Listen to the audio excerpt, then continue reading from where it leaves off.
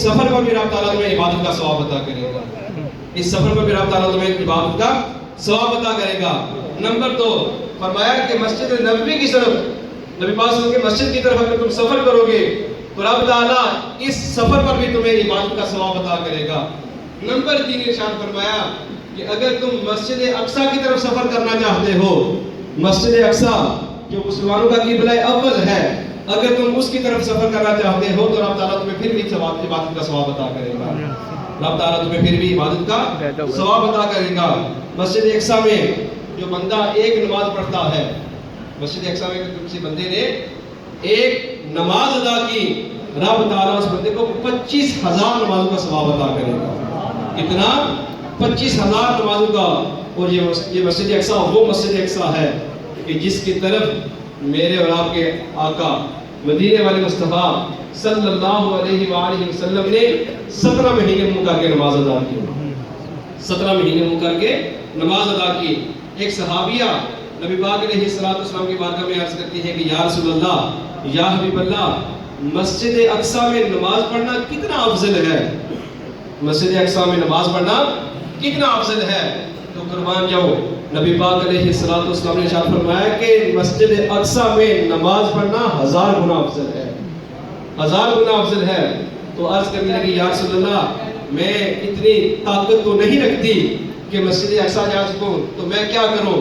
تو کریم آقا علیہ السلام نے فرمایا کہ اگر تو نہیں جا سکتی تو تیل ہی بھیج دے وہاں پہ، کیا کر؟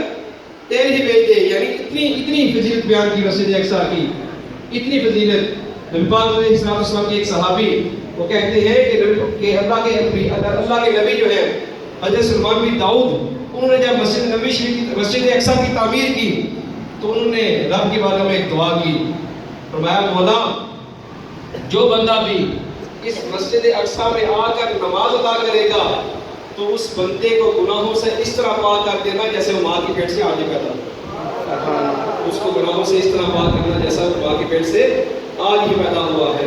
تو آج دیکھیں کہ مسجد اقصی فلسطین پر کتنا ظلم ہو رہا ہے، ہم وہاں جا کر ان کے ساتھ لڑ تو نہیں سکتے، جنگ تو نہیں کر سکتے، لیکن ہم ان کے ساتھ اظہار یکجہتی کو کر سکتے ہیں نا، ان کی بات تو کر سکتے ہیں نا، ہم اسرائیل کے پروڈکٹ کا بائیکاٹ تو کر سکتے ہیں نا۔ کم ترین ایمان کا درجہ یہ ہے۔ سرکار دو عالم کی جس سے بات میں فرمایا کہ جب ظلم بڑھ جائے تو کیا کرو؟ فرمایا پہلی بات ارشاد فرمائی اس کو ہاتھ سے روکو۔ کیا کرو؟ ہاتھ سے روکو۔ اگر تم ہاتھ سے نہیں روک سکتے فرمایا کہ اس کو زبان سے روکو۔ کیا کرو؟ زبان سے روکو۔ اگر تم زبان سے بھی نہیں روک سکتے تو ایمان کا کم ترین درجہ یہ ہے، کم ترین ایمان یہ ہے کہ کم از کم اس کو دل میں تو برا جانو، کم از کم اس کو اپنے دل میں برا جانو۔ رب عز و جل کی بارگاہ میں دعا ہے کہ جو درس و بیان ہوا اس کو سن کر اس پر عمل کرنے کی توفیق عطا فرمائے۔ ہمارے جتنے بھی فلسطین میں مسلمان شہید ہوئے ہیں مولا ان کے سب کے درجات میں اضافہ فرما۔ آمین۔